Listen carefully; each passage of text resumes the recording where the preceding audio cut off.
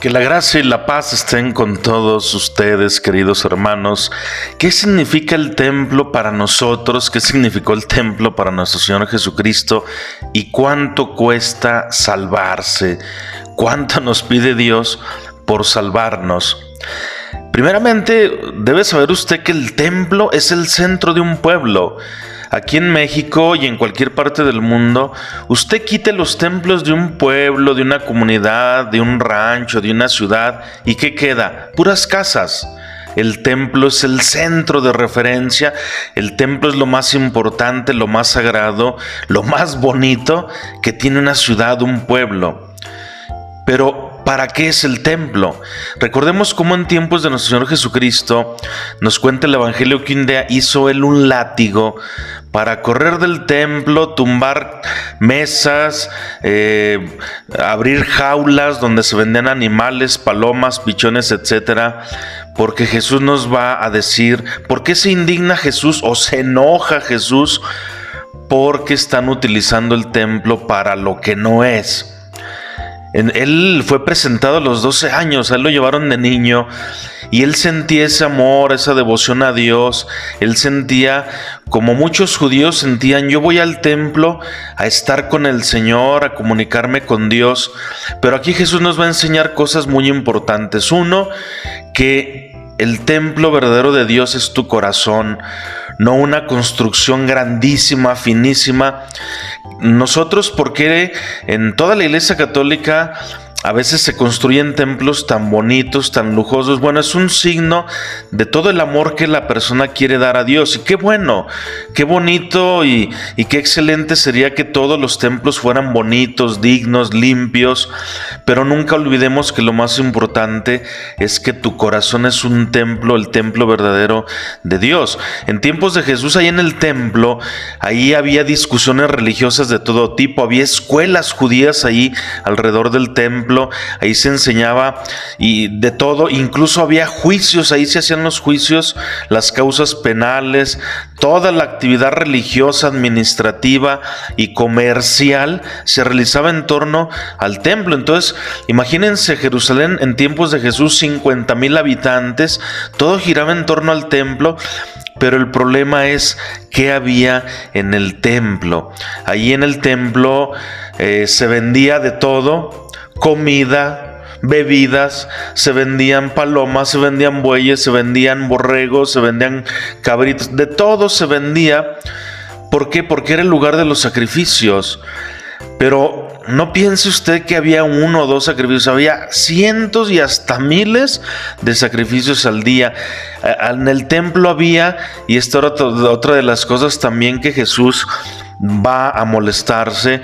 Jesús no va contra los que venden, contra los vendedores, porque si usted se pone a pensar, era gente humilde, gente sencilla, que de ahí vivía.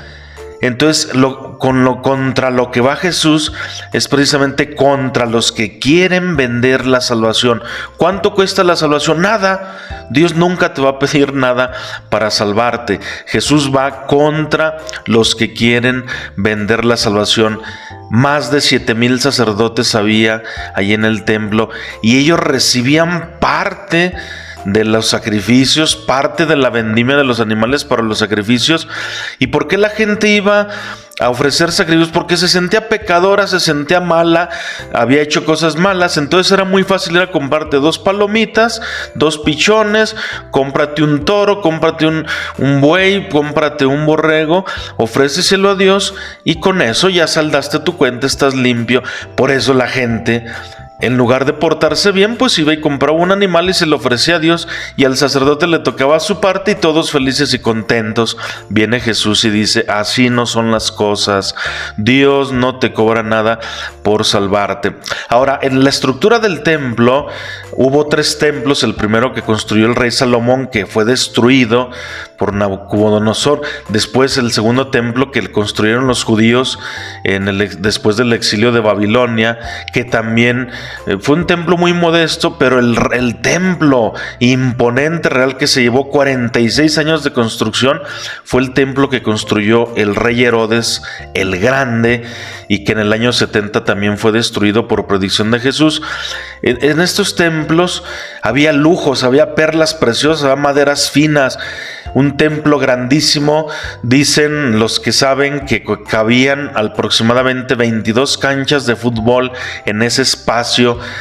Imagínense ustedes un templo grandísimo, y el templo, entre más te ibas acercando al centro del templo, a lo más importante del templo, la gente no podía entrar.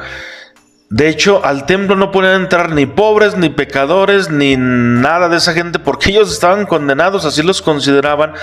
Por lo tanto, a las partes importantes del templo solamente entraba la gente rica, la gente poderosa.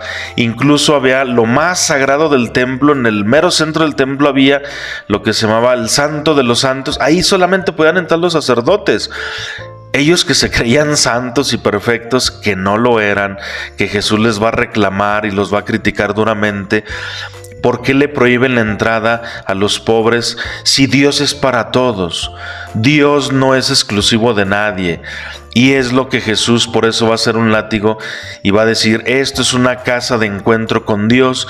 Dios ama a todos, no se le puede prohibir la entrada a nadie, y no porque hayas comprado un animal más grande tienes derecho a estar en el templo, ¿verdad? Entonces, ¿cuánto cuesta la salvación? Nada. La salvación cuesta si te portas bien, si vives los mandamientos y obedeces a Dios, nada más. A Dios no se le manipula, a Dios no se le compra, ni se le sacan favores con ofrendas, sacrificios, rituales recios. Dios es Dios, y Dios no se vende tan barato, ni el amor tiene tantas condiciones. Te doy, y entonces ¿tú qué me vas a dar a cambio? Eso no es el amor, eso no es el amor. Realmente nosotros no tenemos nada que ofrecer a Dios. ¿Por qué? Porque todo lo que le ofrecemos a Dios, ¿quién te lo dio? Dios mismo. Por eso mucho cuidado con eso de andar haciendo mandas. Señor, voy a visitar un santuario, voy a hacer una manda para que me concedas un favor. Estás loco, tú no entiendes la religión. Esas son cosas malas, eso no es bueno. Dios no te pide nada a cambio para amarte, ni para curarte a tus hijos, ni para curarte a ti, ni para darte todo aquello que tú estás necesitando. Repito, nosotros no tenemos nada que ofrecerle a Dios. ¿Por qué? Porque Dios nos da todo. Yo puedo llevarle a Dios una vela, una ofrenda, un sacrificio, dinero, lo que yo quiera, hacer una peregrinación. Todo eso te lo da Dios. Es de Dios, es suyo. ¿Cómo le vas a dar algo a Dios que Él mismo te dio a ti? Aunque sí puedo expresarle mi cariño y mi confianza a Dios, como poniendo a su disposición algunas cosas que Él me ha dado a los hermanos, a los pobres, a los necesitados. Ahí sí, pon a disposición de los demás lo que Dios te ha dado, y entonces sí, estarás haciendo algo bueno en tu vida. Por eso nosotros no pongamos pretextos ni busquemos motivos. A Dios no se le compra absolutamente con nada. En el templo cabemos todos, en el corazón de Dios cabemos todos, y Él no nos pide absolutamente nada para salvarnos. La salvación es gratuita, es gratis. El Señor nos quiere a todos, y especialmente a los que andan peor, a los que andan más mal, a los más pecadores. Dios siempre los acoge con amor. Por eso la gente pobre e incluso la más pecadora no tenían con qué comprar un toro, un buey, un cordero, unos pájaros, y por eso pues no podían entrar al templo. Jesús dice, se molesta y dice: no, aquí entran todos.